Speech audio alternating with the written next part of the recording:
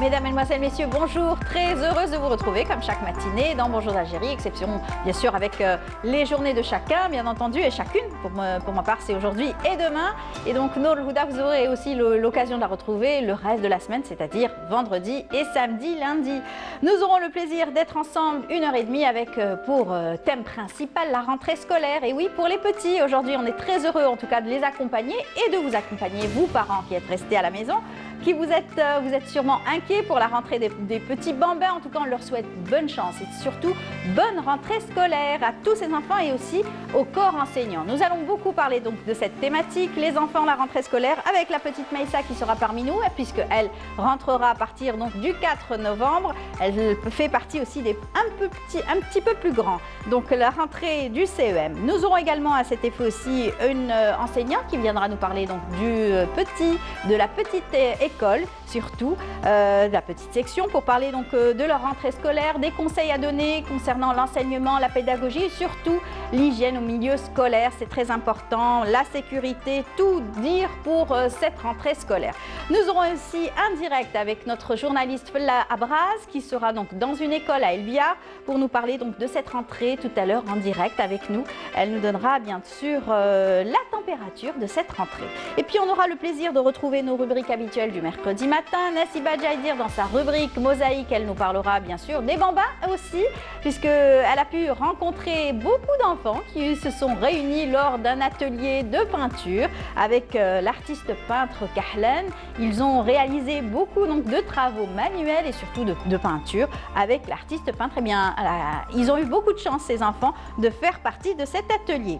Nous aurons également notre ami Hamid Belkassam dans la rubrique environnement. Il fera un gros plan sur la journée mondiale donc, des énergies. Il sera aussi accompagné d'un invité, M. Khalfi, qui est lui spécialiste des énergies renouvelables. Ils viendront nous parler bien sûr des objectifs, bien entendu, du développement durable et surtout des énergies qui sont renouvelables, très intéressant.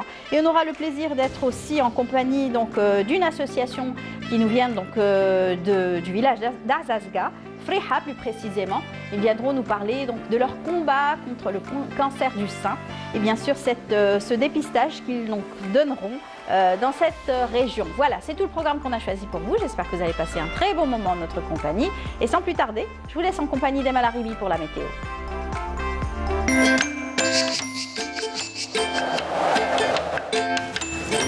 La météo vous est présentée par Mobilis. Mobilis, أينما كنتم. Bonjour Amel. Bonjour Amel. Alors, comment ça va? Très bien, merci. Parfait, vous n'avez pas fait votre rentrée scolaire? Non, oui, ça remonte à loin. Vous vous rappelez de votre cartable? Pas du tout, non. Pas du tout. Vous étiez contente au moins? Je me souviens même pas. Si, Ma quand première même. rentrée, je vous jure, je me souviens pas. Ah, moi j'étais très contente. Je J'étais me très souviens. contente d'avoir un cartable déjà la veille, etc. Et partir à l'école, voir des camarades. C'est vrai, c'était ça nous changeait. Ma hein. première rentrée, je ne me souviens pas. Oh, quand même. Franchement, oui. Ça remonte si loin. Si loin, oui.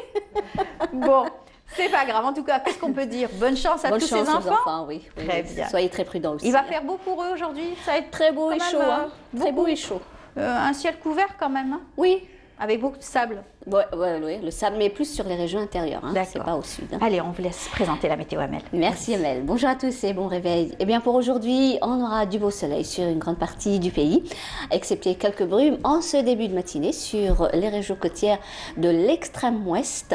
Et durant la journée, eh bien, on aura un ciel dégagé à partiellement voilé sur le centre et l'ouest du pays. Par contre à l'est, eh bien, le temps restera dégagé tout au long de la journée. La moitié sud, un ciel partiellement voilé sur le sud-ouest avec une tendance orageuse mais en soirée. Le Gartassili, le Sahara oriental où le ciel restera partiellement voilé avec des orages pouvant engendrer quelques pluies durant l'après-midi. Ailleurs, rien à signaler, le soleil va prédominer avec toutefois des soulèvements de sable cette fois-ci vers le Sahara oriental et aussi les régions intérieures de l'ouest. Les températures, quant à elles, eh bien, elles seront plutôt élevées avec un maximum de 34 degrés du côté de Relizane, 30 à Tizi Ouzou, 32 à Alger, 27 à Oran, 29 à Naba, 28 Constantine, 24 à Batna, 22 à Al-Bayad et Jalfa. Au sud, 27 Biskra, 29 degrés à Gardaya, 28 à Béchar, 32 degrés Tamanrasset Janet, 33 à Tindouf, 38 degrés à Ilizi, 36 Insalah et enfin 41 degrés le maximum à Bodj, Bidji Mokhtar et Ingzem. La mer, durant cette journée, eh bien, elle sera peu agitée sur pratiquement l'ensemble des régions côtières, calme à peu agitée, on va dire, avec des vents variables et de secteurs sud sur les côtes est. Et on va faire un petit tour cette fois-ci du côté de l'Amérique du Nord, où le ciel se montrera pluvieux à Montréal, New York, également Miami, passagèrement nuageux à Mexico, Californie, peu nuageux par contre à Dallas et Vancouver. Le mercure affichera 12 degrés seulement à Vancouver, 17 à Montréal, 23 à New York, 28 degrés à Miami, 24 à Mexico et enfin 31 degrés le maximum cette fois-ci à Dallas. Voilà, je vous retrouve tout à l'heure, juste après le journal télévisé de midi et d'ici là, très très bonne matinée.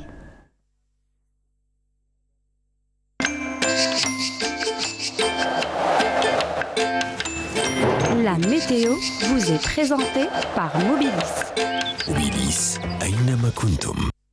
Voilà, vous savez tout sur les nouvelles du ciel grâce à Amel. Merci beaucoup, Amel. Merci. On vous dit bonne chance, bon courage. Merci, et on aura besoin. Voilà, on va dire bonne chance aussi aux élèves. Enfants, oui. On va les retrouver dans un tout petit moment, j'espère, avec Fela Abras tout à l'heure pour un direct. Et puis, on va retrouver tout de suite Maïssa, la petite Maïssa, vous la connaissez dans Bonjour d'Algérie, qui est formidable. Elle qui va nous parler donc de cette rentrée scolaire vue par les enfants. Qu'est-ce qu'ils attendent de cette rentrée? Qu'est-ce qui leur a plu durant ce confinement? Enfin, d'être restés à la maison, si c'est bien ou pas. En tout cas, elle les a interviewés, c'était le dernier week-end, elle les a rencontrés au niveau des Sablettes.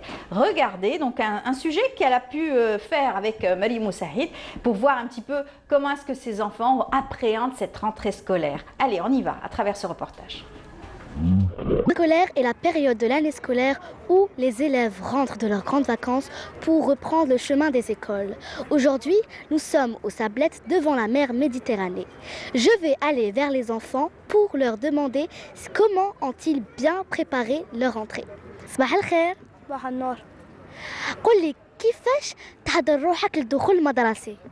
نسي نقرا الكتابات ومع الانجلي والفرنسي. وقل لي شريت الأدوات المدرسية طابلية؟ بس مازال باقي الدوزان هاك تاع سيلوات وكراريس. مليح، راك واجد؟ واجد. الحمد لله، يعطيك الصحة. واسمك؟ دباخ محمد رفيق. الله يبارك. وقل لي أما سنة تقرأ؟ ثانية متوسط. منين جيت؟ جيت من تقرت. الله يبارك، جيت تشوف ألجي؟ ايه الحمد لله. قل لي راك واجد الدخول المدرسي؟ واجد، ايه شريت ادوات وشريت سيالات ومئزر وكرطابل ولبسه تاع مدرسه باش كي ندخل متوسط نلقى روحي واجد.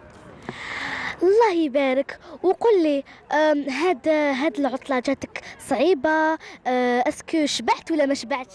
شبعت، ريحت فيها ياسر. الحمد لله. ملا بقى على خير. في الامان. صباح الخير. صباح النور.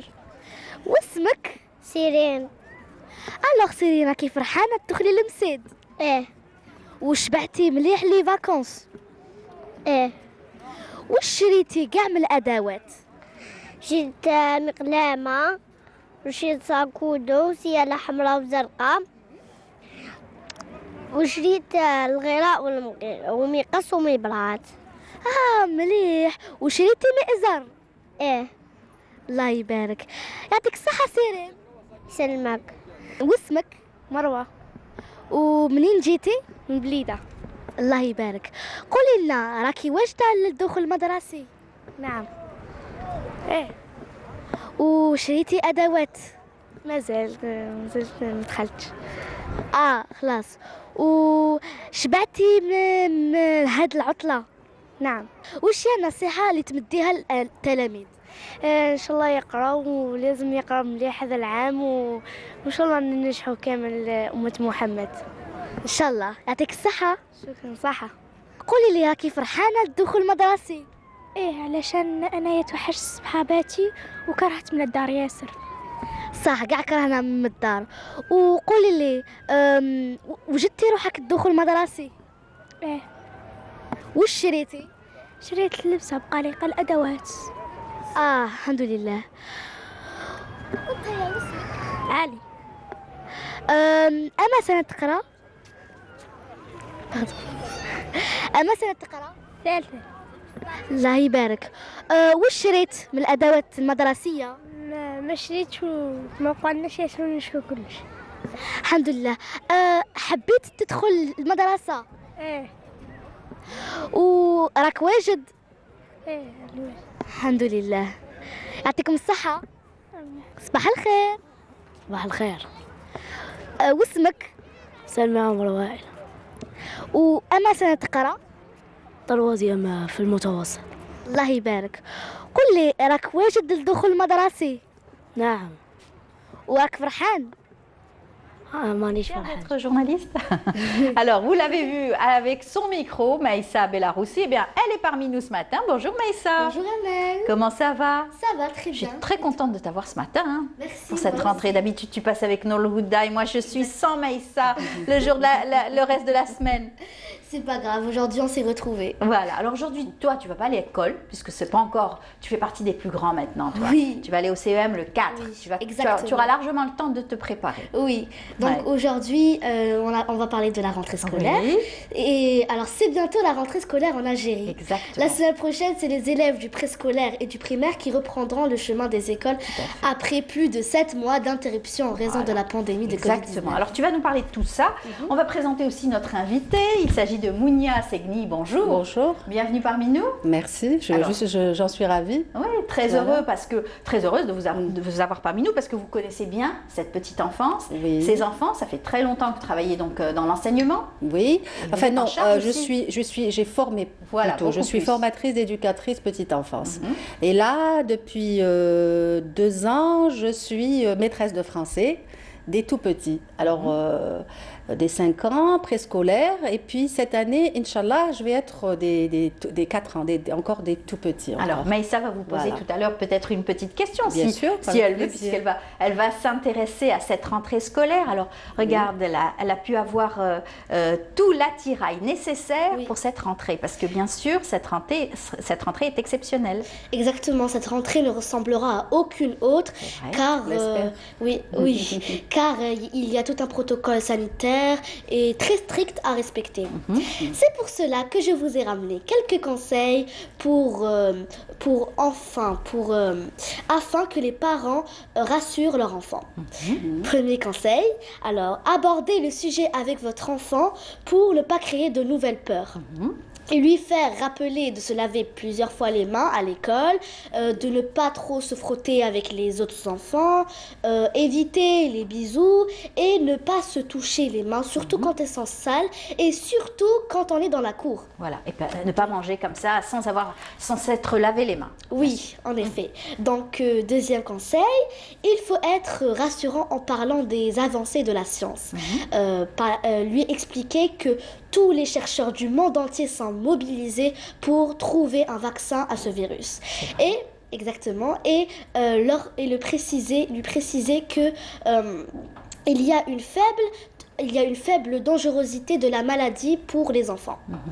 Voilà, donc troisième conseil, dissiper ses propres angoisses pour ne pas les transmettre, car les enfants sont très sensibles aux inquiétudes de leurs parents. Quatrième conseil, on peut souligner que dans certaines situations, de nombreux parents ne souhaitent pas remettre leur enfant à l'école. Il faut bien leur expliquer que la pandémie est une situation qui dure, que les enfants ne sont pas vraiment à risque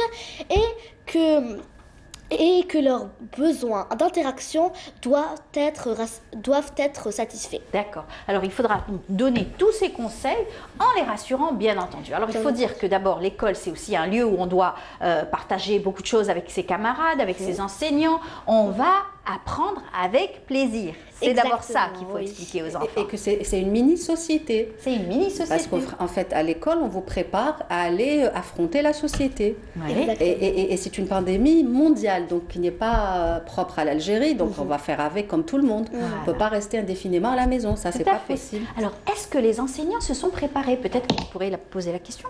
C'est vrai, est-ce que les enseignants se sont préparés avant ou ils ont préparé des choses pour les enfants? Oui. Déjà, déjà pour la plupart, on est déjà parents. Moi, personnellement, je suis maman. Bon, mes enfants sont grands, mais on en parle beaucoup et puis on est au courant. Pour tout ce qui est gestes barrières, tout ça, avec les enfants, on va en parler, on en a parlé. Moi, personnellement, je suis dans une école, je peux la citer, l'école des Aurès au Val d'Hydra. On n'a jamais arrêté l'enseignement. On a continué par vidéoconférence. Donc, on n'a jamais arrêté. Et pendant tout ce temps, voilà, tout le cursus, nous avons parlé des gestes barrières, du coronavirus. Et puis, nous avons préparé les enfants à la rentrée. Donc, et dans les classes, nous avons tout fait pour la distanciation. Nous avons mis des croix pour que les enfants. Alors, tout est le gel. Vous avez des masques et des visières comme ceux qu'elle a ramenés? Non, on les a pas par contre. Oui, ça, on les a pas. Les enfants vont ramener leur masque. Oui, alors oui, c'est vrai. Donc, regardez, c'est un pack. Oui. Il est vendu par pack et donc visière. Alors les visières, moi je trouve que c'est très intéressant. Pour les enfants, vous pouvez regarder, il y a des petits autocollants pour attirer les enfants parce que parfois ça peut faire peur les visières pour les enfants. Oui, alors les visières c'est pour les micro gouttelettes. Que quand on fait sortir sans faire attention. Pour les autres aussi qui parlent à côté de nous. Et donc, alors la visière, c'est bien si on veut la mettre sans masque. Donc, il faut une distanciation de moins d'1 mètre ou 1,5 mètre. 1,5 mètre, oui. Si elle n'est pas respectée, de préférence, il faut mettre un masque sous la visière. Et puis, on a en rose et en bleu. Hein, pour les garçons, c'est bleu. Exactement. Je te remercie d'avoir soulevé ce point-là. Parce qu'en fait, avec les petits, même ceux du primaire, parce qu'il faut bien articuler avec eux. Il faut que l'enfant nous voit parler, il faut que nous voit mimer, on doit mimer. Donc, on ne sait pas finalement. La question reste posée par rapport au masque. Et la question est mondiale, parce que moi j'ai fait des recherches, on n'arrête pas à l'école pour voir est-ce qu'il faut porter pour les petits, est-ce que nous-mêmes, enseignants, devons les porter. Et moi personnellement, je ne voudrais pas, parce qu'il faut articuler, il faut en même temps, donc merci d'avoir soulevé très bien. La visière est un très bon... Oui, mais en même temps, il paraît c'est pas très protecteur, donc on ne sait pas. Voilà, donc, mais bon, si l'enseignant est bien loin, peut-être qu'à ce moment-là, ça serait aussi une éventualité. Oui, absolument. Donc il faudrait creuser là-dedans. Et voilà, il faut bien sûr avoir quand même ces protections, c'est important. Alors tu vas peut-être nous montrer comment tu mets ta bavette? Alors ma bavette elle est juste ici. Donc regardez, bon. Jolie couleur. Alors elle est rose. Alors c'est un format standard pour les petits et les enfants un peu plus grands. C'est un masque, oui. Donc protecteur. on le met exactement. Donc c'est un masque lavable. Ça peut se laver. Donc on met comme ça. Et voilà, avec le petit dessin. Bon, je ne sais pas si vous m'entendez bien. Voilà, c'est ça. Hein. On entend quand même.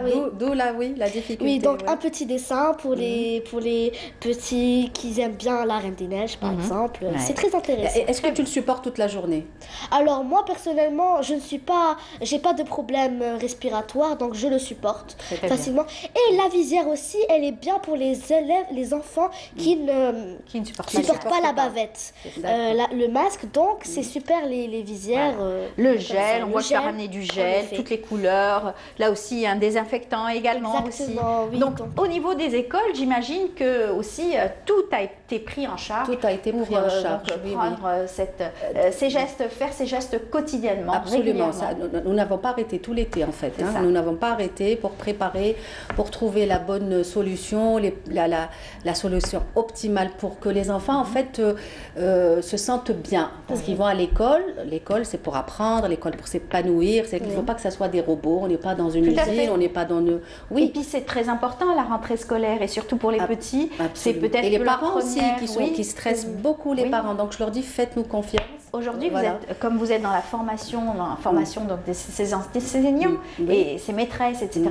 Donc vous avez cette tâche de pouvoir aussi informer beaucoup plus sur la pédagogie, sur le contact qui devrait être aussi exceptionnel avec les petits. Oui, avec les petits et les parents aussi, parce que les parents, comme a dit Maïssa, hésitent à envoyer leurs enfants à l'école. Beaucoup hésitent, alors qu'il ne faut pas, parce qu'on va vivre avec. Donc il faut les les envoyer, il faut qu'ils vivent avec. Et puis, parce qu'en fait, les enfants sont porteurs sains.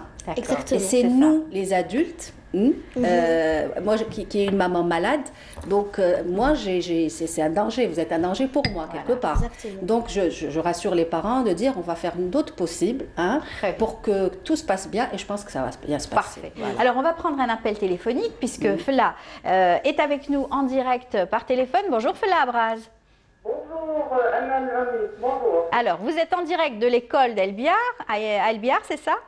Voilà, effectivement, Amal. Alors, je suis à l'école Mohamed Foudala Hassan, ex-Refalia 2 d'El-Biar, dans la commune d'El-Biar, qui a une simple vacation. L'école, comme toutes les autres écoles du territoire national, les écoles primaires, a ouvert ses portes.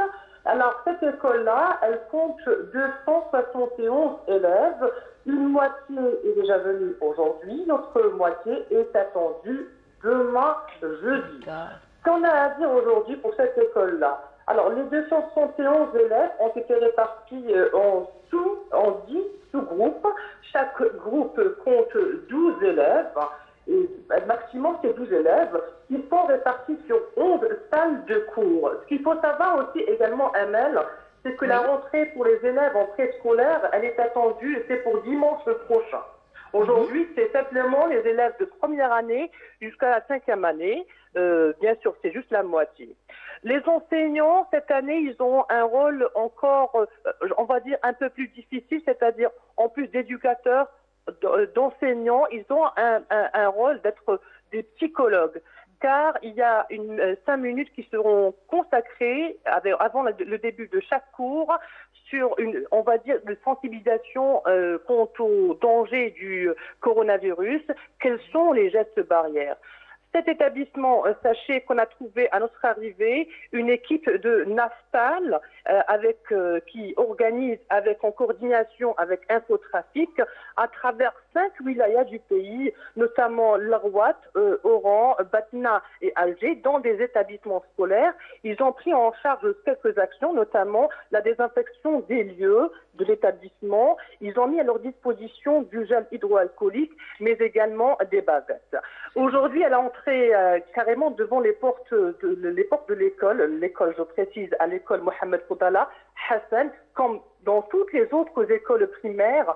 On prend la température de l'enfant déjà avant qu'il ne rentre. Les parents n'ont pas accès à l'école. Il y a le marquage au sol. Et puis les enfants, dans les salles de cours, il y a un enfant par table. Et chaque table porte l'étiquette de l'enfant. Voilà ce qu'il y avait à dire. Amel, je précise que les enseignants cette année-là auront le rôle il faudrait qu'ils enseignent d'éducateurs, mais aussi ils vont être psychologues pour sensibiliser les enfants quant au danger de la Covid-19. Très bien. En tout cas, merci beaucoup Fela pour tout ce résumé et surtout bravo à toutes ces équipes qui se mobilisent tous les jours, plutôt aujourd'hui particulièrement, et sur tout le territoire national pour que cette rentrée ait lieu dans de très bonnes conditions. Merci Fela et bon courage à vous. À tout à l'heure. Alors on a pu voir donc comment est-ce que les écoles se préparaient. Donc vous faites, j'imagine, pareil. Vous aussi, on a fait pareil. Oui, on a fait pareil. Oui, on a fait pareil. On a fait même. Qui devraient être aussi très compréhensif. Oui, justement, il faut voilà, par rapport au fait qu'ils n'ont pas accès, qu'ils n'aient pas accès à l'école. Oui, non, carrément à l'école. À l'école. Bon, nous avons de la chance d'avoir plusieurs rentrées, sorties. Donc, chaque classe, enfin, chaque 2 classes, bon, c'est toute une organisation. Hein. Donc, à son horaire, le portail, la porte, par les petits, ils sortent par la grande porte, tout ça et tout.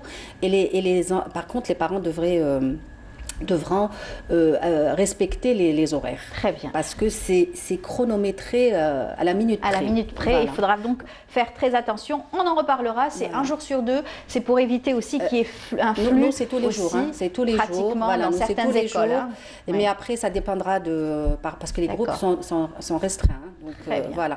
Je vous assure que tout est fait pour les accueillir, pour les accompagner, et puis dans la bonne humeur. Dans la bonne humeur. C'est pas la peine de les stresser. Tout à fait. tout cas, on a voulu, grâce à vous aussi, avec vous, marquer aussi cette rentrée scolaire pour parler un petit peu du corps enseignant, pour parler aussi des élèves. Alors, on va te dire, toi aussi, tu pourras rentrer dès le 4, normalement. Mais en tout cas, tu dis quoi aux enfants? Tu leur dis bonne chance?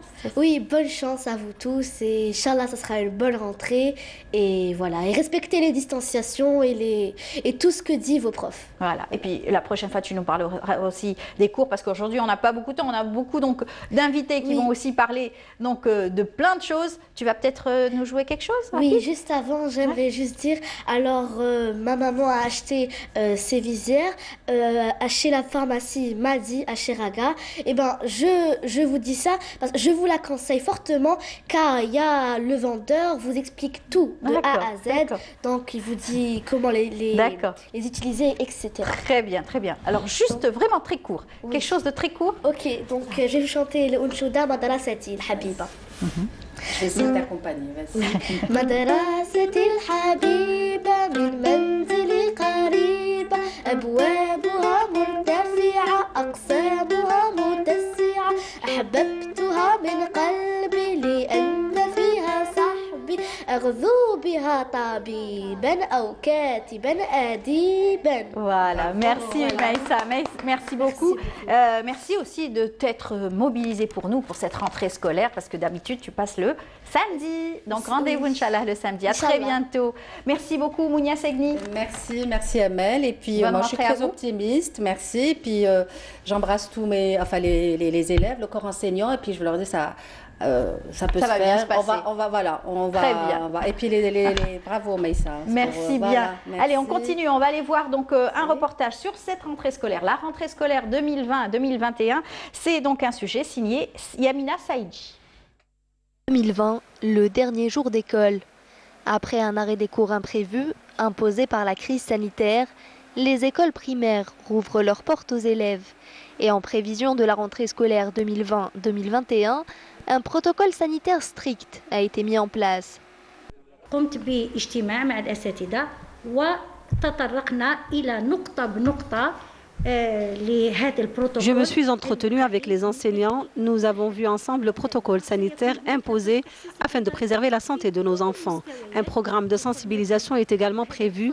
Les parents d'élèves ont eux aussi contribué avec des dons de masques de protection et de gel hydroalcoolique.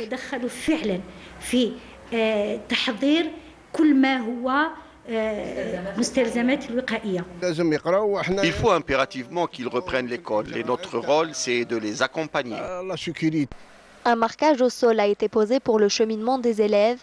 Les classes ont été réaménagées pour limiter le nombre d'élèves par classe et respecter la distanciation physique. كل المدارس قسموا التلاميذ فوجوا التلاميذ إلى أفواج كل قسم فوج. Les classes ont été divisées en deux groupes. Nous prenons en considération les familles qui ont leurs enfants dans une même école. Nous faisons également attention au nombre d'élèves par classe. Les listes ont été affichées à l'entrée de chaque établissement. وماذا فعل هؤلاء المديرين كلهم وضعوا القوائم خارج المدارس أو على بوابة المدرسة. Plus de 5 millions d'élèves inscrits dans les cycles primaires rejoindront les bancs de l'école à travers l'ensemble du territoire national, répartis sur plus de 19 000 établissements éducatifs, dans des conditions sanitaires exceptionnelles. De retour sur le plateau du Bonjour d'Algérie, on a plaisir à retrouver notre ami Hamid Belkacem, comme chaque mercredi matin. Bonjour Hamid. Bonjour Amel, bonjour à tous. Comment ça va? Très bien, merci. C'est la rentrée. C'est la rentrée. Scolaire. Et vous nous avez donné un petit souvenir à vous. Vous étiez en 70, votre première année. Ouais. Septembre 70, école garçon d'Ir Saada. Est le stade. Eh oui. Ça fait 50 ans? Ça fait 50 ans. Eh bien oui. C'était un beau souvenir. Excellent. Excellent. Mais ben, ça donne aussi l'espoir aussi à tous ces parents et ces enfants.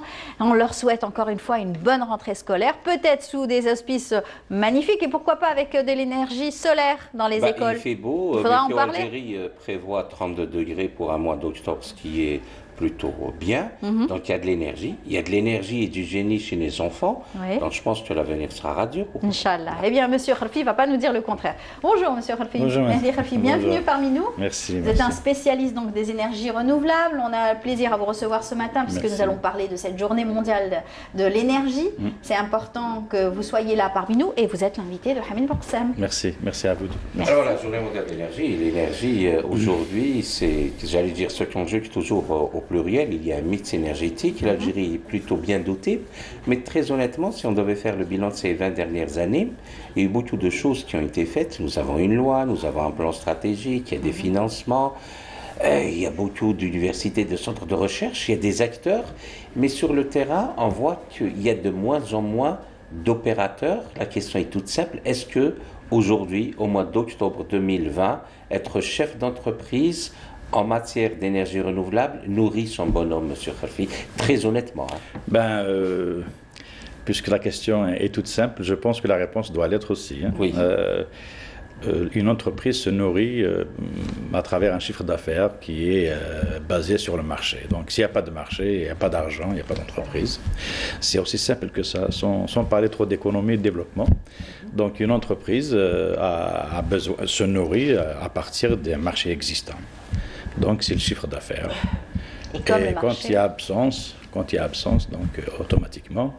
Et pour votre information, il n'y a pas d'entreprise dans l'activité des énergies renouvelables qui est capable de se nourrir exclusivement de cette activité. Donc, tous les acteurs, tous les professionnels de ce domaine sont obligés de faire appel à d'autres activités, d'autres secteurs pour pouvoir un peu vivre ou bien survivre. Sinon c'est la disparition, c'est le dépôt de bilan. Et puis pourtant, voilà, vous vous battez depuis longtemps. Depuis le temps qu'on vous reçoit, vous avez donc... Je vous le dis pas. Oui, lancé une revue, vous avez aussi équipé des centres de formation en énergie solaire. Effectivement. Vous avez donc fait beaucoup de choses dans ce domaine-là. Dans le domaine de formation, on a essayé un peu de briser un certain tabou, certaine idée qui a été cultivée, que pour avoir accès aux énergies renouvelables, il faut avoir un bac plus 30, etc., etc. Donc, en fin de compte, c'était vraiment rien du tout. On l'a fait passer, donc on l'a introduit dans la formation professionnelle. Un simple technicien peut monter son entreprise et commencer à travailler. Donc, ça, on l'a réussi aussi. On a réussi à dire que à un certain moment donné, on a voulu donner tout ce domaine au ministère des Énergies exclusivement. Donc, après combien d'années, on a compris que c'est aussi, on peut l'introduire dans l'environnement. Après, ministère de l'Intérieur. Et nous, on dit toujours que c'est l'affaire de tout le monde. C'est l'affaire de tous. C'est tous les secteurs. Il faut faire de telle façon à ce que le consommateur final puisse lui-même devenir producteur. Et c'est très facile, il suffit d'avoir une stratégie, une politique de démocratisation des énergies renouvelables et lancer le marché et laisser le besoin, il est là, il s'exprime, laisser, disons, les compétences et les personnes concernées travailler. Absolument. Et c'est aussi l'objectif, c'est des objectifs du développement durable. 17 objectifs sont attendus pour ces dernières années. Parce que qui dit énergie dit ensuite tout ce qui va avec. Il faut de l'énergie pour pouvoir pomper de l'eau. Et quand on pompe de l'eau, on améliore le rendement agricole et on améliore un certain nombre de choses. Oui, éradiquer la faim dans le monde, par exemple, dans certaines régions. Et diminuer la pauvreté. Et la pauvreté, quand on voit les chiffres qui ont été donnés ces dernières 48 heures au sein du ministère de l'Énergie, par exemple, le fort pourcentage d'endettement qui est difficilement supportable du groupe Sonelgaz. Pourquoi? Parce que les pouvoirs publics sont toujours mieux dans une dynamique ou par une dynamique de développement, mais peut-être pas de développement durable. Je m'explique. Il y a des wilayas agricoles dans le sud algérien, il y a de nouveaux arrivants, et c'est très bien, c'est quand même magnifique de voir des jeunes s'investir dans la production agricole au milieu saharien, sauf qu'il faut de l'énergie. Ils veulent de l'énergie et de l'énergie tout de suite. Donc que font les pouvoirs publics? On a une stratégie, on a une loi en matière de renouvelable, mais qu'est-ce qu'on fait? On va aller directement vers le fossile. Sonelgaz, on lui ordonne de tirer des câbles sur des dizaines et des dizaines de kilomètres de câbles à partir d'une centrale électrique qui tourne avec du gaz, qui est lui non renouvelable. Or, on a le plus grand gisement, ou l'un des plus grands gisements solaires, donc renouvelables au monde, on utilise du fossile. Donc, on hypothèque l'avenir de nos propres enfants. Ceux qui rentrent aujourd'hui ne sont pas sûrs d'arriver à l'âge de 20 ans avec du gaz pour pouvoir gérer leur avenir.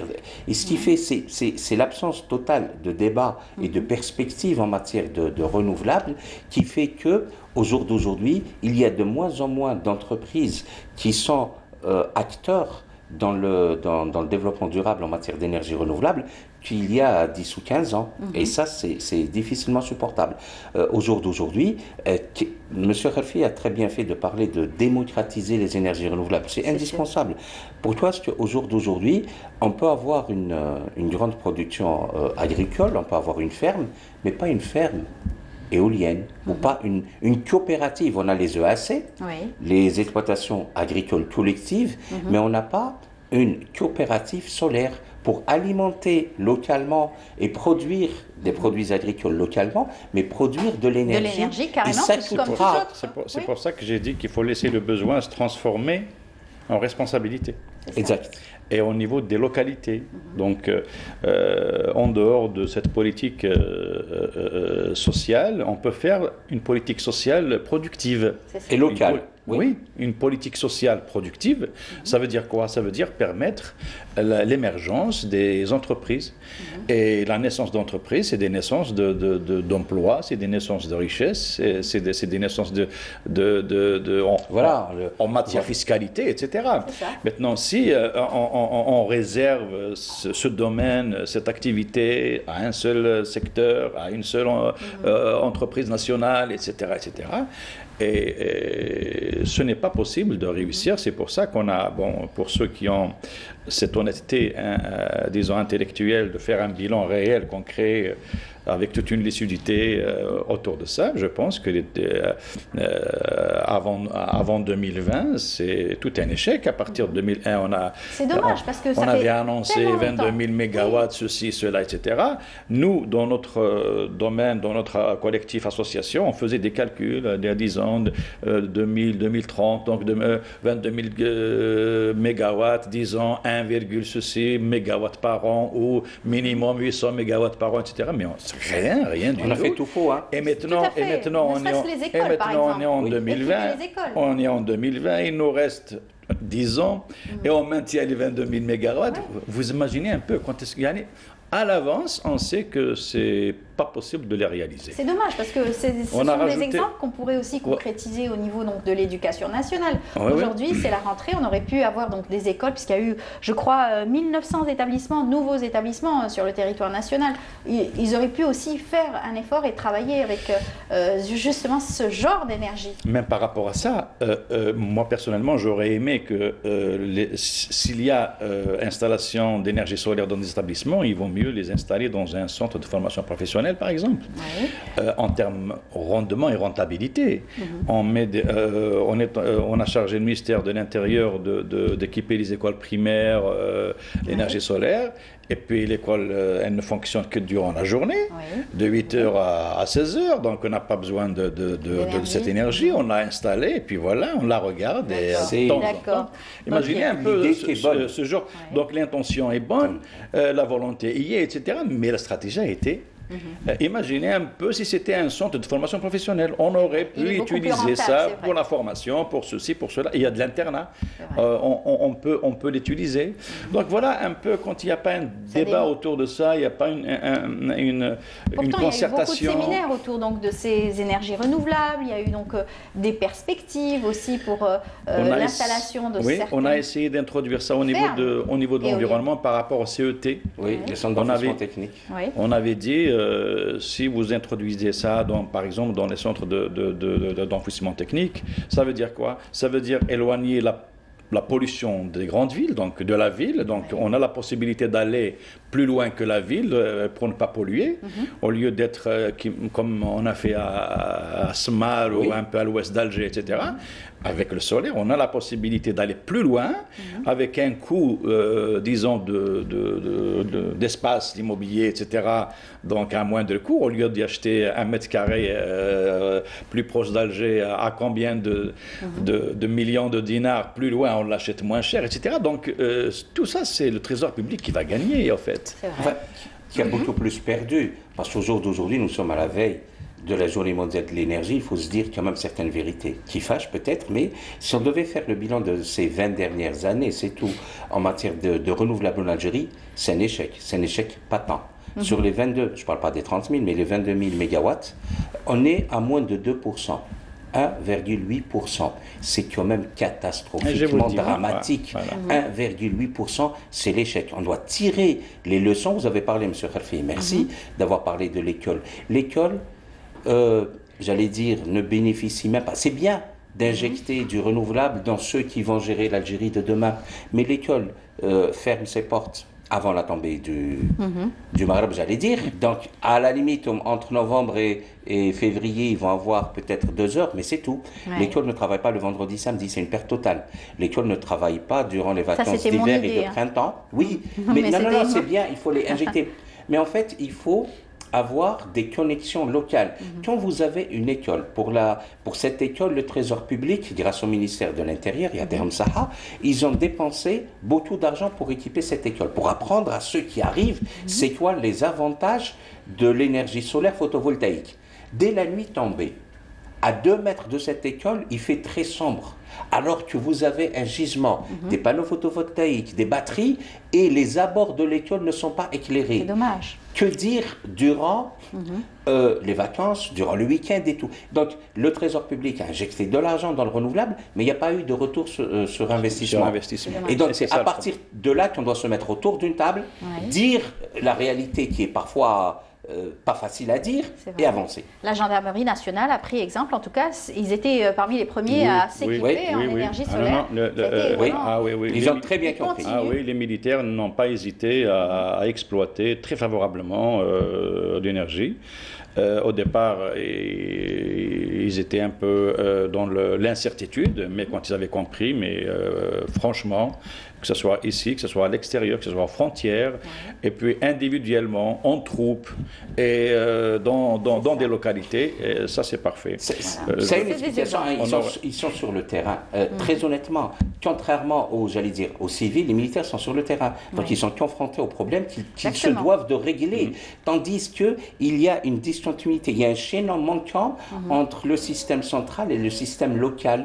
Et donc ceux qui globalement réfléchissent aux énergies renouvelables, localement n'arrivent pas à trouver de relais. Donc ça ne peut pas marcher. C'est ça. Et on peut aussi vendre cette énergie même en dehors de nos frontières. C'est pour ça que je dis donc la démocratisation, d'abord dans la diversité énergétique, et ensuite faire du social productif. C'est ça. On peut le faire. Injecter de l'argent, il y a un coût, et on a un retour sur cet investissement.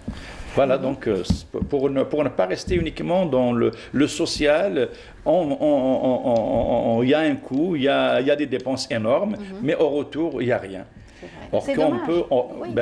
C'est dommage parce que la politique sociale de c'est au détriment de beaucoup de choses en parallèle. Tout à fait. Aujourd'hui, les startups qu'on voit de plus en plus florissantes, donc ces entreprises et surtout ces jeunes chefs d'entreprise qui sont aussi issus donc des universités, ils réfléchissent, ils travaillent, mais ils ont peut-être un petit peu boudé les énergies renouvelables. Moi personnellement, il serait bon de s'y intéresser. Mon expérience, par exemple, c'est parce que ça ne fait pas nourrir les énergies renouvelables que j'ai ajouté à cela un bureau d'études pour travailler en amont, donc aller dans le développement durable, essayer d'atteindre les ODD des 10 ans algériens et onusiens, etc. dans ce sens, et accompagner chaque investisseur en lui proposant des solutions énergétiques dans le cadre du développement durable. L'habitat aussi, travailler avec le secteur de l'habitat. Il n'y a pas de secteur, écoutez madame, il n'y a aucun secteur qui peut s'en passer de cette énergie. Donc il n'y a rien.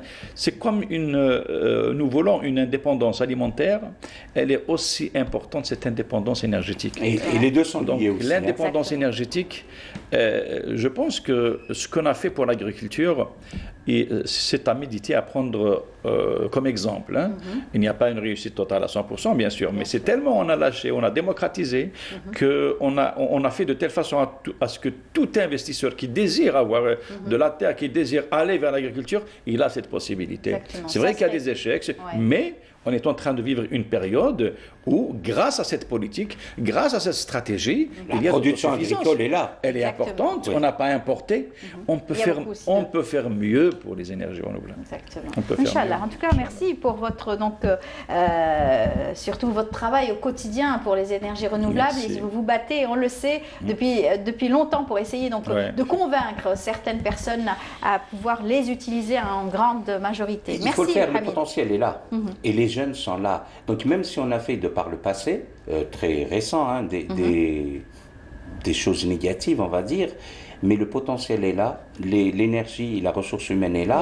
Donc c'est prometteur, il faut juste rectifier le tir et aller de l'avant sur fixer des caps et démocratiser les énergies. Il faut avoir plus de débats autour de ces énergies. Une ouverture sur tous les secteurs et que, puisqu'il est en place le ministère de la Transition énergétique, donc peut accompagner tous ces secteurs, des projets, mais ne pas négliger le consommateur final qui est un citoyen. Donc, à partir de ses besoins, il faut lui créer des mécanismes, une dynamique qui va lui permettre d'être producteur. Et derrière cette production, il y a l'industrie qui marche, il y a l'artisanat, il y a la formation, il y a le développement. C'est une vie économique qu'il y a derrière. Parfait. En tout cas, bonne chance à vous, bon courage et à très bientôt. Hamid, à mercredi prochain. Mercredi prochain. Une autre thématique, Inch'Allah. C'est lié au Mouloud et on va demander à nos concitoyens, vu tous les dangers qu'il y a autour du Mouloud et du confinement aussi, de ne pas utiliser encore une fois les articles pyrotechniques parce que c'est très nuisible et à la santé et à la nature. Tout à fait. Allez, on continue. Je vous invite tout de suite à apprécier ce reportage signé Maya Marni qui nous fait découvrir le métier de dinandier. Les artisans dinandiers existent en Algérie depuis le Moyen Âge. Le métier de dinandier a prospéré dans les grandes villes comme Tlemcen, Constantine et Alger. L'artisan transformait les feuilles de cuivre en divers ouvrages, aussi bien utilitaires que décoratifs. Par exemple, دكا كاين عندي حوايج قدم عندي حوايج جدد كاين القديم عندي هكذا كانكي هذا قديم هذا مكتوب بالعربيه قديم هذا دوك ماشي مخدوم دوك هذا قديم هذا حنا نجيبوه هكذايا نعاودو نريستوريوه هكذا ونبوليوه ونحطوه نبيعوه. باغ اكزومبل الفورنو تاع البومبا كاين اللي يعيطوا الريشو كاين اللي يعيطوا البابور هذا كيما راك تشوف فيه هكذايا هذا الونسيان كاينين نجيبوهم هكذاك بلا رجلين نعاود نخدموهم حنا ونروحو نشريو الحديد ندورو الرجلين نعاودو نمونطيوه من دار وجديد ونبيعوه. اكزومبل هذا المري هذا يعيطوا له المري هذا يخدموا بها لونسيان دا لونسيان موديل يخدموا به من هنايا يديروه يحطوه فوق النار وكيخدموا به على لافابور ويديروا عليه الديول يديروا عليه هذا عندي هدايا بورت بارابلوي هدايا تركي.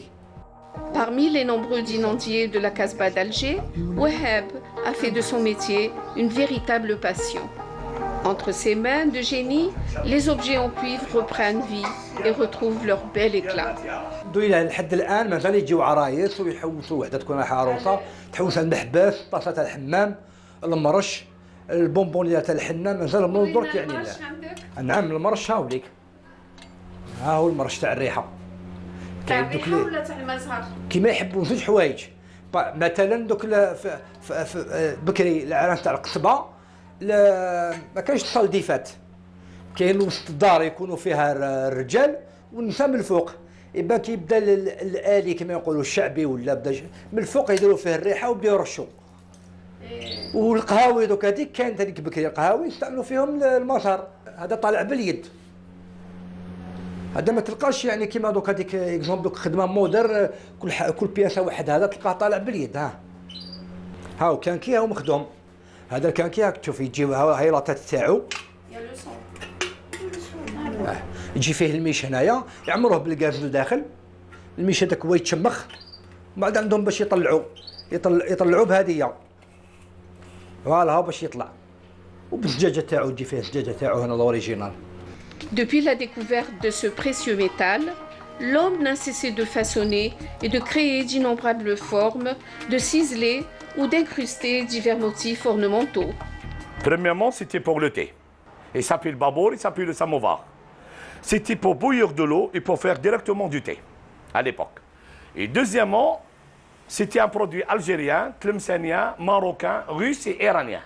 Hada, c'est le babour constantinois, mais c'était un produit européen. ومن بعد وعلاش يسموه البابور القسنطيني يزهر يعني يعيط عنده ان صوت. C'est des obus de la Première Guerre mondiale 1914-18 et là c'est écrit Jazair. Ça c'est des vases. Normal, maintenant c'est des vases, on achète des fleurs, etc. Mais à l'époque, عندهم une appellation. اسمهم المشمم, c'est en pluriel, جاي من المشموم. والمشموم, on mettait des fleurs à l'intérieur.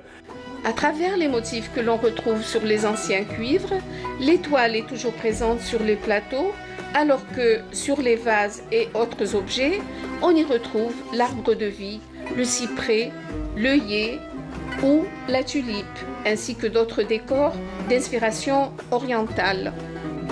De nos jours, de grands maîtres d'inandiers exercent encore, donnant le meilleur d'eux-mêmes pour l'enrichissement de ce précieux patrimoine.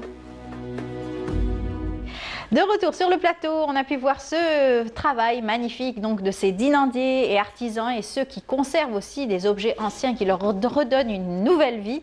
C'est magnifique. C'est un reportage donc signé Maya Amrani qu'on embrasse. Eh bien, on a le plaisir d'avoir Nessiba Jaïdir comme chaque mercredi matin. Bonjour Nessiba. Bonjour Amel, bonjour à vous tous. Comment ça va? Très bien, je vous remercie. Vous avez fait un atelier cette fois-ci oui, avec des enfants. On va cadrer avec la rentrée scolaire aussi. Tout à fait. Donc, je consacre ma rubrique à cet atelier animé par l'artiste Abdelrahman Kahlen, qu'on a eu le plaisir de recevoir à plusieurs reprises, qui est parmi nous ce matin. Bonjour. Bonjour. Merci d'être des nôtres ce matin. C'est moi qui vous remercie pour votre intérêt. Et puis surtout, il a accepté aussi de recevoir ses enfants, cet atelier exceptionnel pour Canal Algérie. Exceptionnellement, donc Abdelrahman Kahlen n'est plus à présenter, artiste plasticien au parcours riche, imposant, rythmé par de nombreuses expositions, aussi bien en Algérie qu'à l'étranger. Votre atelier se trouve au Centre des Arts de Riyad El Fath. Et cette fois-ci, vous avez animé un atelier récréatif pour les enfants. Bon, et ça a suscité beaucoup d'engouement, même si ce n'est pas la première fois que vous animez un atelier pour enfants, puisque vous avez eu l'occasion de le faire avec les enfants victimes, les enfants victimes du terrorisme. Voilà, des parents victimes c'était en 2006, c'est pour la fondation, l'association Boussepsi, c'était avec Madame Mahfoud Boussepsi. Donc c'était pour initier les enfants des enfants... les enfants des victimes du terrorisme. Victimes du terrorisme. Donc moi c'était pour animer ces enfants-là ont besoin beaucoup plus de psychologues, un accompagnement. Mais moi c'était pas mon domaine, mais l'art-thérapie, de toute façon l'art, ça aide beaucoup. Donc, première expérience, c'était beaucoup plus avec les enfants trisomiques de Bourouba, le centre d'entraide de Bourouba. C'est des enfants trisomiques. Donc, c'était une première. Donc, avec les enfants trisomiques, c'était génial aussi.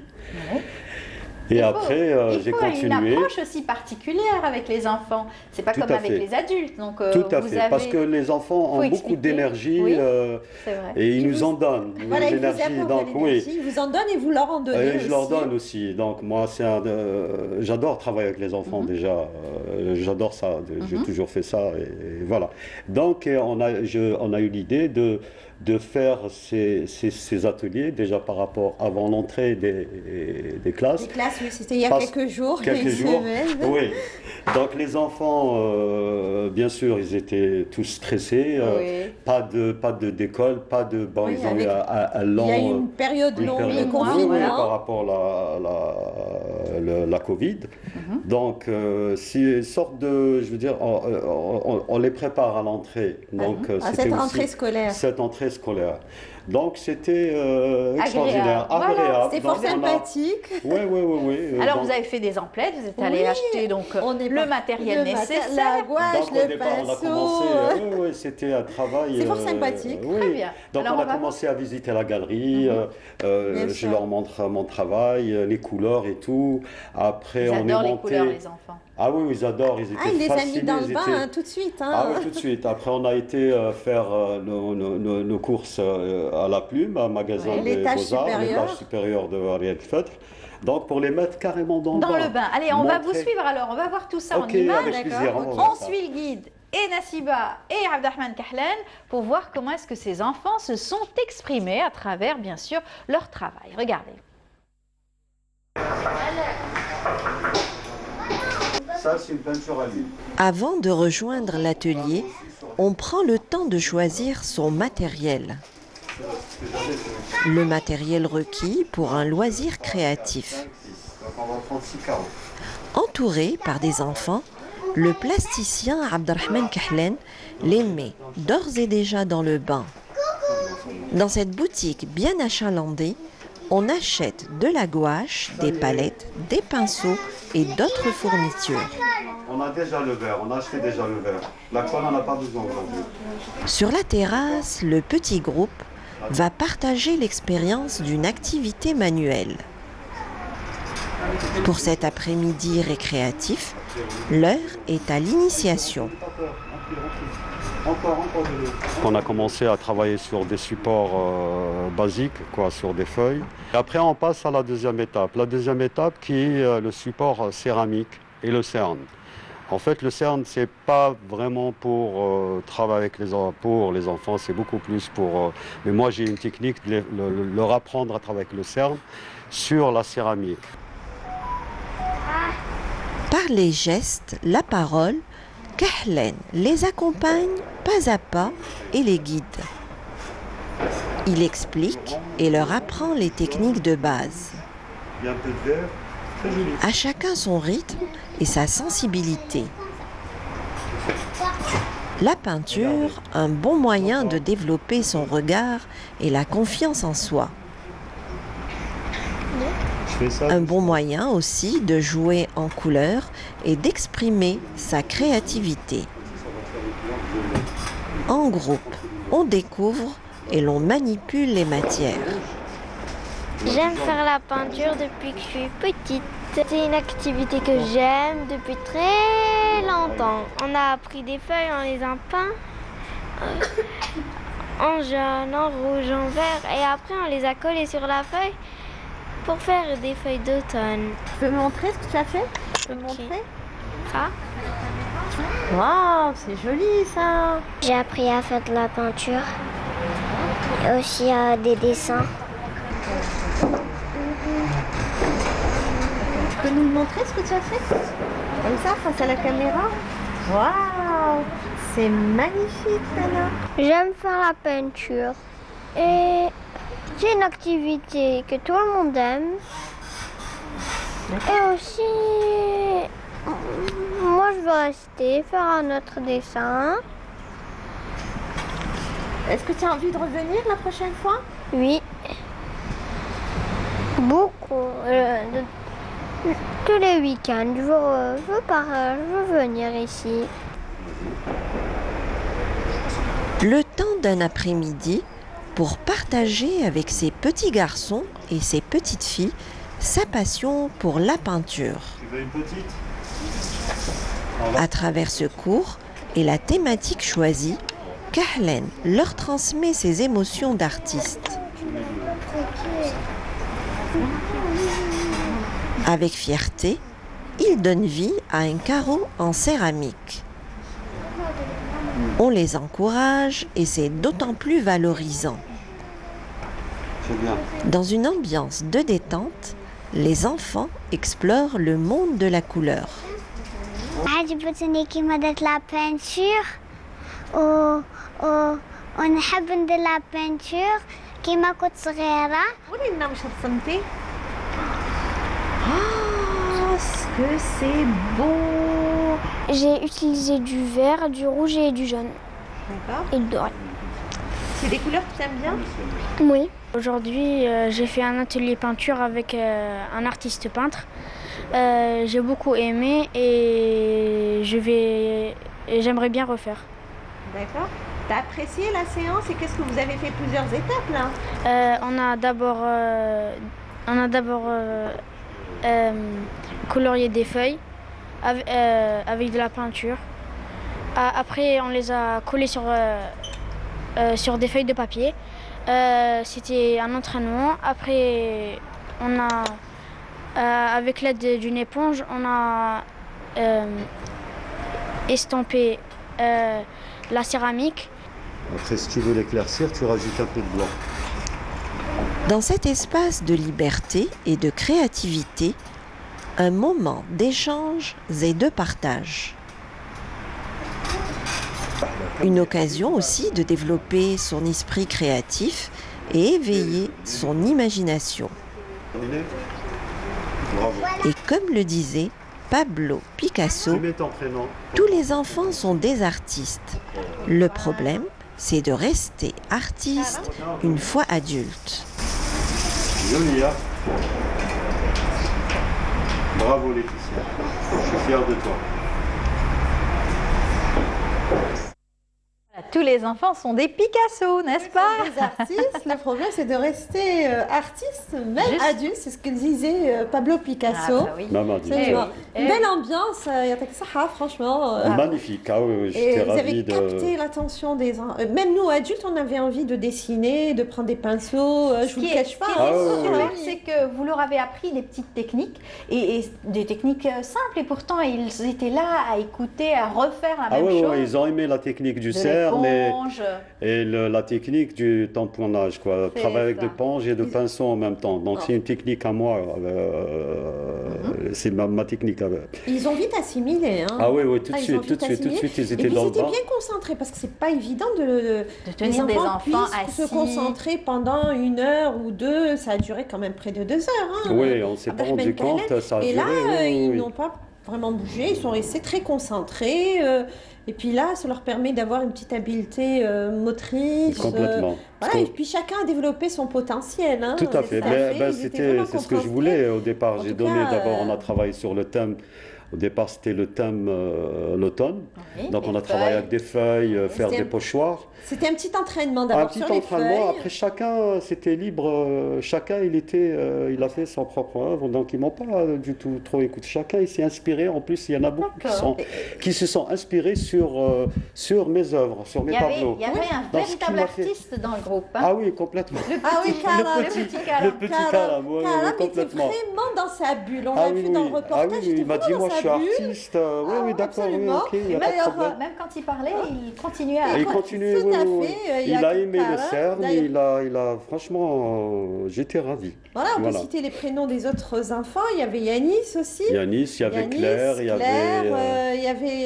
y avait Maïssa, Laetitia. il y avait aussi Dana.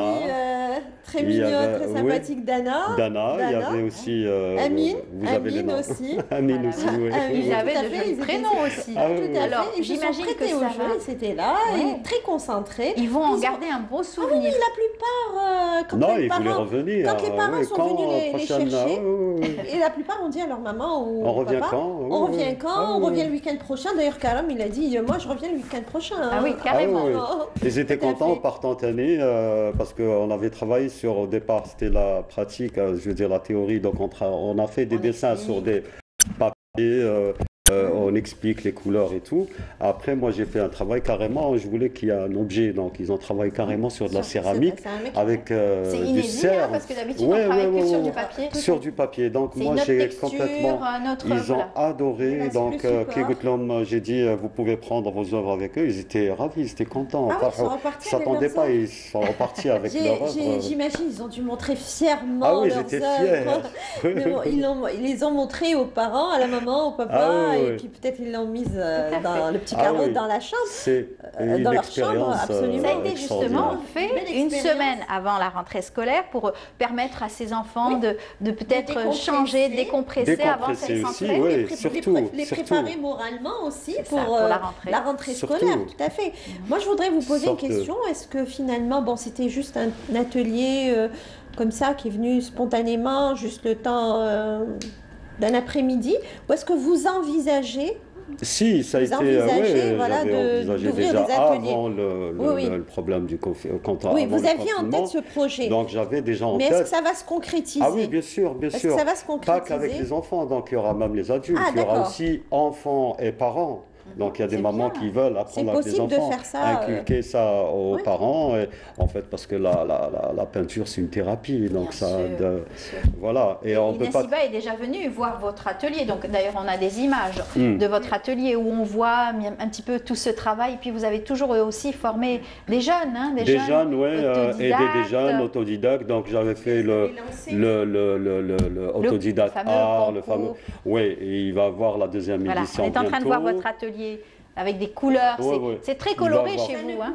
Ça ne pouvait qu'inspirer les Ces enfants, enfants. avec autant de couleurs, parce que Kahlen travaille énormément la couleur. Vous travaillez sur différents supports, Sur en fait, différents sur supports la aussi, toile, ouais, sur ouais, le ouais, verre, Avec le cerne aussi. Ouais, je travaille avec le CERN. énormément le CERN. Et on a vu les enfants aussi à l'œuvre avec le CERN, hein, tout Voilà, à fait. voilà. Donc là, Donc, ils on ont a un adoré. petit aperçu.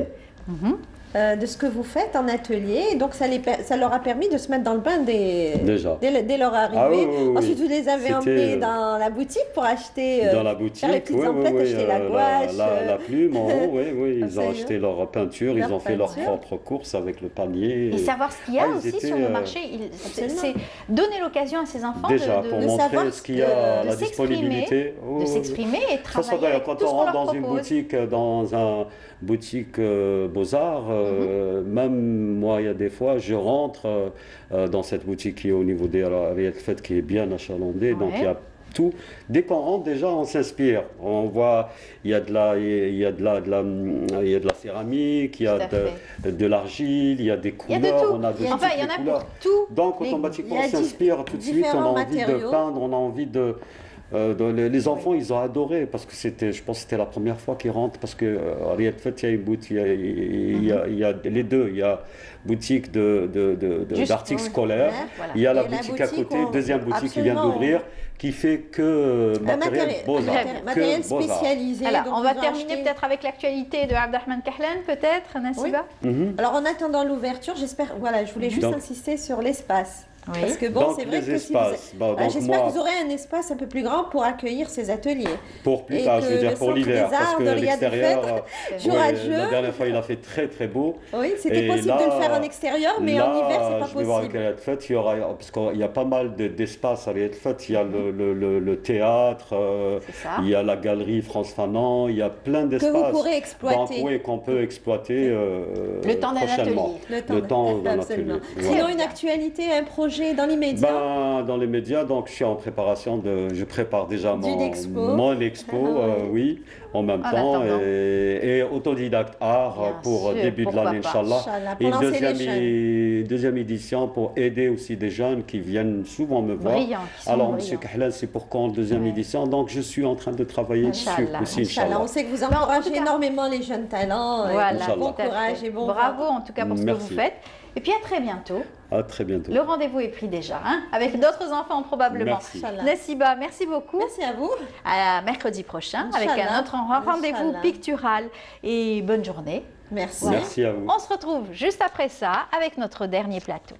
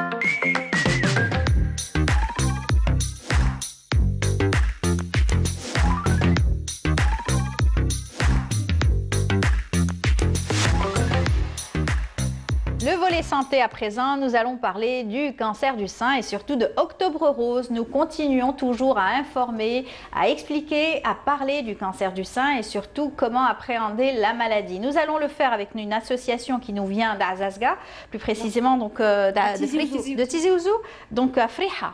On m'a dit. Non, de Tizi Ouzou, l'action sera à Friha. D'accord, l'action sera à Friha. En tout cas, bienvenue à nous, Fazia Abella. Bonjour, bonjour. Bienvenue parmi nous. Vous êtes donc médecin réanimateur. c'est ça? Je suis médecin réanimateur. Bienvenue parmi nous, vous faites partie de cette association Tafet, on me dit. Tafet, voilà, qui veut dire lumière. Lumière. Voilà. Vous êtes accompagnée par Sabrina Nekmouch. Bonjour et bienvenue. Merci, bonjour. Vous êtes donc secrétaire générale de l'association Tafet. Tafet événement. Oui, événement. Tafet événement socio-humanitaire. Oui.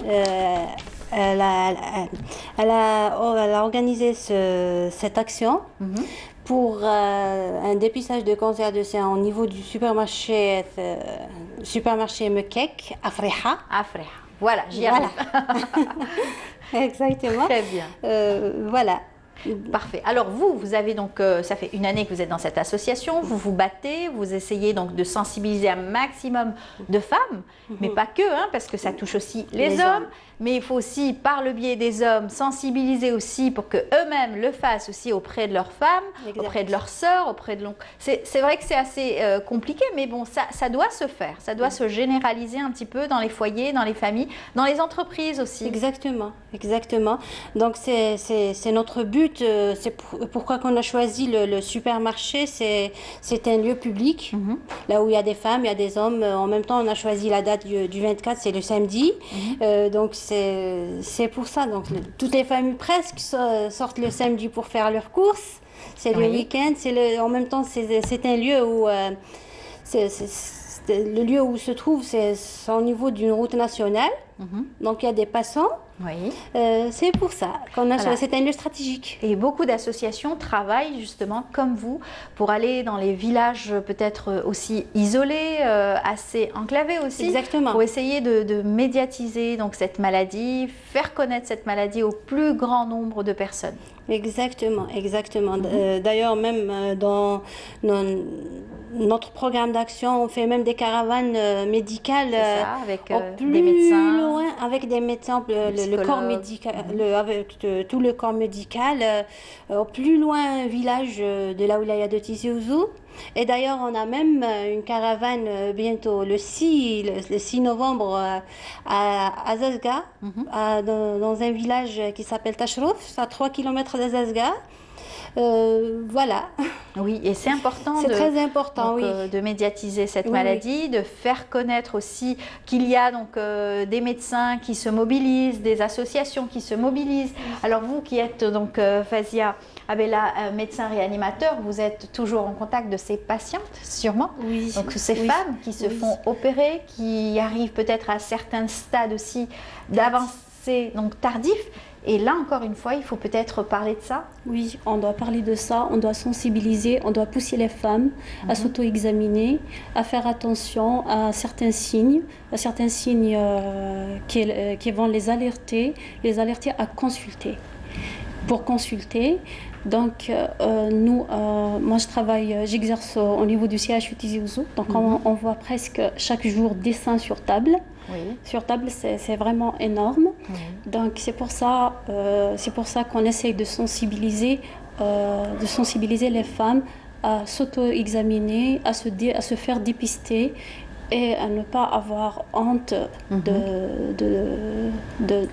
d'en parler et de pouvoir expliquer, aller faire donc une mammographie, faire ce dépistage aussi précoce. À quel moment il faut donc parler de cela avec les jeunes aussi, les jeunes filles par exemple? Donc, il y a des facteurs de risque auxquels il faut faire attention. Donc, le cancer de sein il survient généralement chez des femmes âgées de plus de 50 ans, généralement. Mais même les jeunes femmes, elles peuvent être atteintes, surtout s'il y a des facteurs de risque des facteurs génétiques. Voilà. Si la maman, la grand-mère, la tante a eu ce genre de cancer. Voilà. La sœur, la mère, si elles ont des antécédents de cancer de sein, il faut faire attention. Il faut se faire dépister le plus précocement possible. Donc chaque année, il faut se faire examiner par un professionnel de la santé.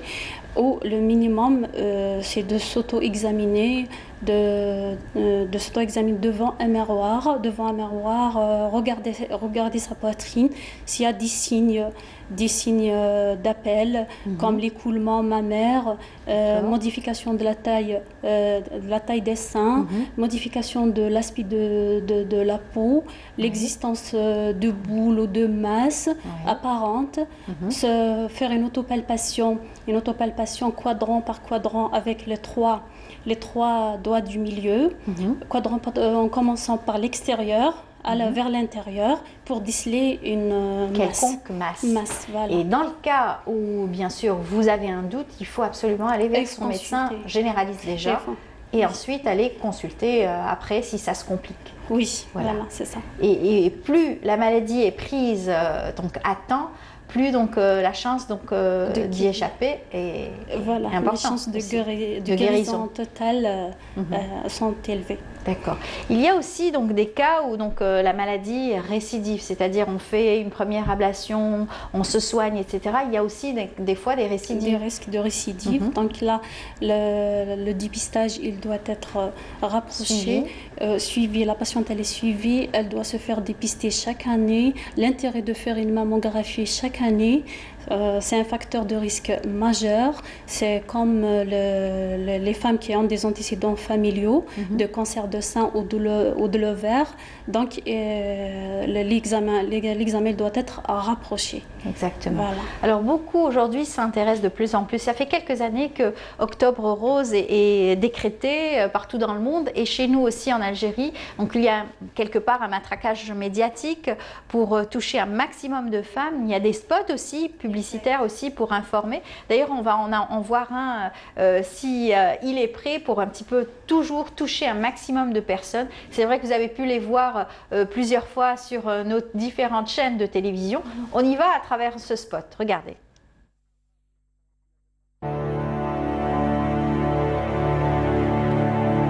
أربعة عشر ألف سيدة جزائرية تتلقى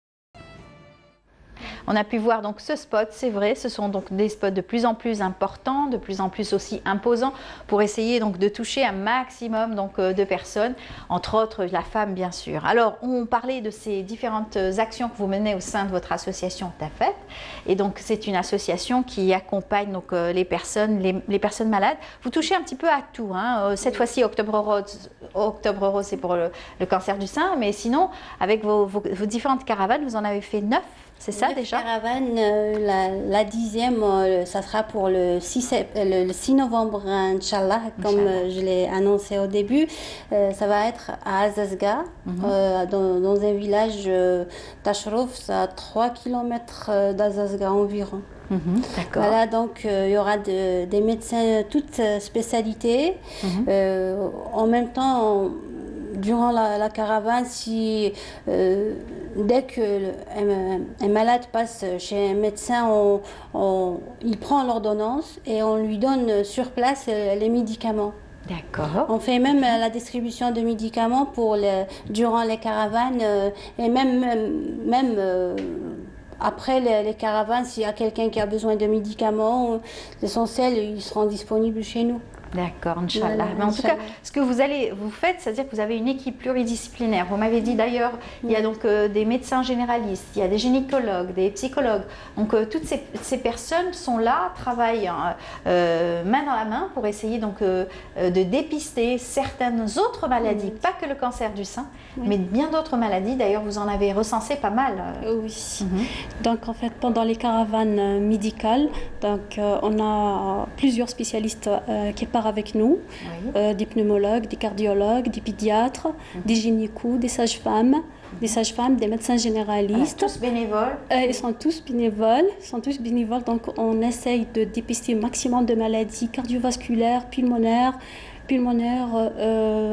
tout ce qui est gynécologique. Il y a même des viscéralistes qui partent avec nous pour dépister des problèmes chirurgicaux.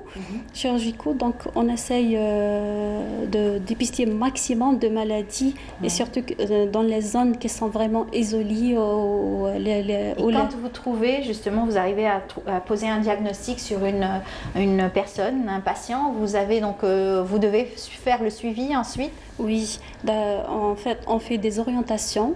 Il y a des patients qu'on oriente là où on exerce, c'est-à-dire au CHU de Tizi Ouzou, à la périphérie de Tizi Ouzou, les EPH de la wilaya. C'est avec des lettres d'orientation. Les adresses avec des lettres d'orientation, les branches en consultation pour un éventuel suivi. C'est vrai qu'il y a des personnes qui évitent donc, de venir chez les médecins, ils n'aiment pas ça, ils travaillent, peut-être qu'ils se soignent avec des médecines peut-être parallèles, des médecines alternatives comme on les appelle. Les médecines alternatives. Oui, il y a beaucoup de personnes qui optent pour ça. Mais voilà. Et il y a aussi l'isolement. L'isolement, donc la population n'a pas accès aux soins.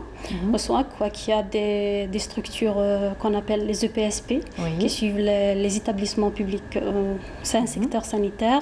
Donc il y a des EPSP qui prennent en charge ça, mais c'est insuffisant.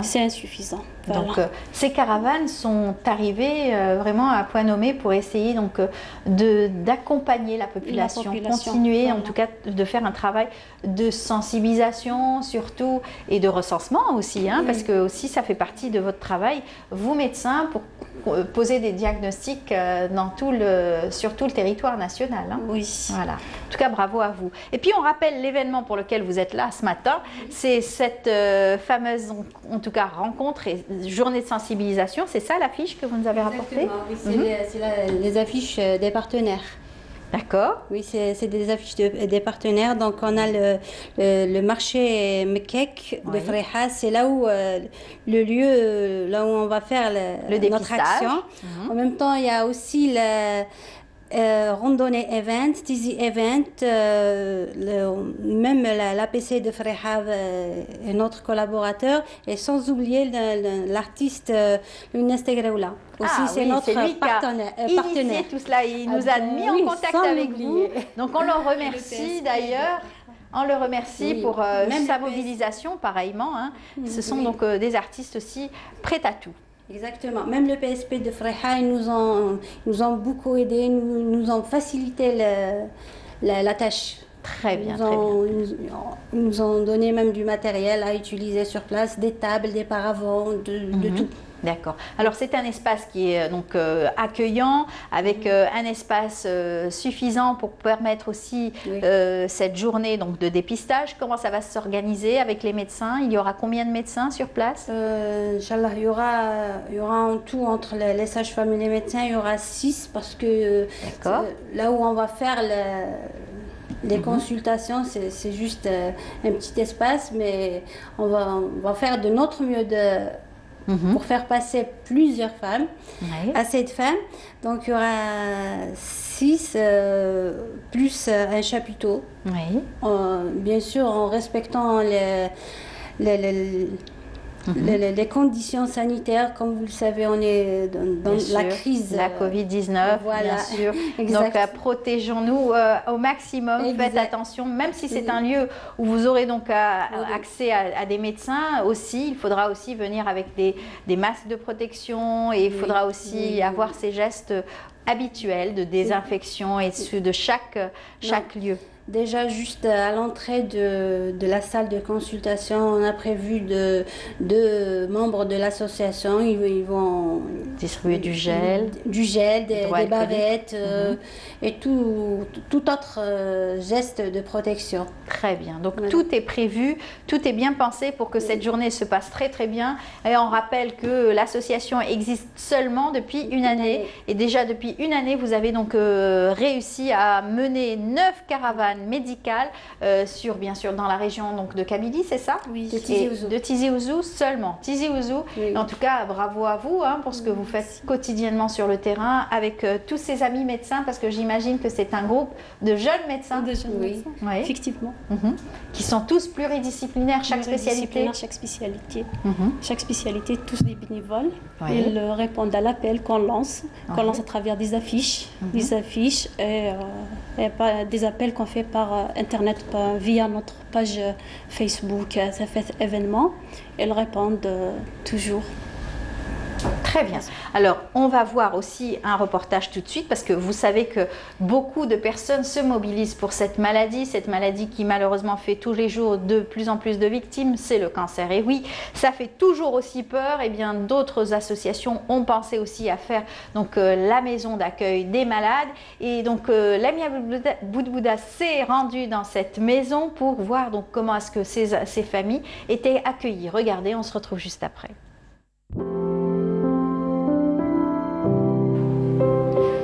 Al-Hassana les مرضى السرطان est un espace d'accueil et d'hébergement pour les enfants cancéreux et leurs proches vivant loin de leur centre de traitement. Réalisé grâce aux dons d'un bienfaiteur anonyme et implanté à El-Hamiz, celui qui veille au grain sur ce projet humanitaire est Ammar Telmani. Alhamdoulilah, on est de jeunes bénévoles. On a eu cette idée pour aider les malades et amoindrir leurs souffrances et leurs dépenses. Vous savez, les frais des soins sont assez conséquents. À cela s'ajoutent l'hôtel et les repas. Notre but, c'est d'offrir un meilleur hébergement pour ces familles et amoindrir leurs souffrances. On remercie tous les donateurs. Dar al-Hassana reçoit beaucoup de dons alimentaires et des produits de première nécessité, et ce en vue d'héberger et contribuer ainsi à réduire les frais collatéraux des traitements et des déplacements des familles. La maison n'accepte pas les dons en espèces. Tout est noté sur ce carnet pour les futures collectes de dons. De retour sur le plateau, vous avez pu voir un petit peu ce travail considérable aussi de ces associations. Elles sont nombreuses, on les salue.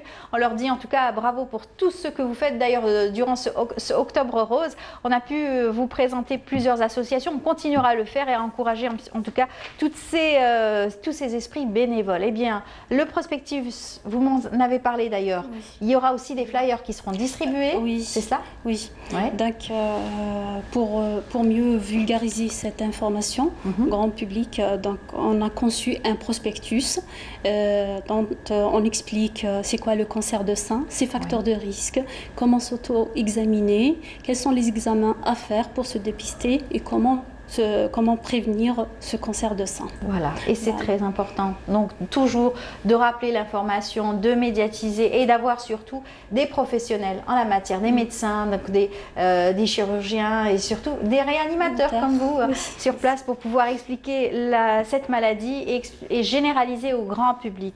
En tout cas, un dernier mot peut-être pour chacune, allez-y. Alors, c'est juste, on va donner juste le programme de la journée d'action qu'on va faire à Freha. Donc, elle va commencer vers 9h30. Comme ça, on commence par une conférence qui sera animée par Madame Messaoudi Zina, qui est sage-femme, qui s'intitule le dépistage précoce pour le cancer du sein. Après ça, on va commencer les consultations qui sera avec nos médecins et nos sages-femmes. À la fin de l'action, c'est la clôture, c'est la distribution des attestations de participation pour chaque médecin et chaque membre. Très bien, très bien. Merci beaucoup à vous, Sabrina Nekmouch. Voilà. Merci, vous êtes secrétaire générale de l'association Tafet. Merci à vous également, Fazia Abella. Vous êtes médecin réanimateur. Donc merci aussi, vous faites partie de l'association. Donc rendez-vous pris. Oui. Voilà, pour ce week-end. Merci bien. Merci beaucoup. Voilà, on est arrivé à la fin de l'émission. Avant cela, je voulais donc au nom de toute l'équipe du Bonjour d'Algérie, bien sûr de notre chaîne Canal Algérie, présenter toutes nos condoléances à notre collègue Iman Mahrougaras qui a perdu sa maman, Allah yarhamha. Et en tout cas, on lui souhaite beaucoup de courage. Et puis on se dit à demain. Pour notre part, on se donne rendez-vous dès demain 8h30. Merci à toute l'équipe et bonne journée à vous. Au revoir.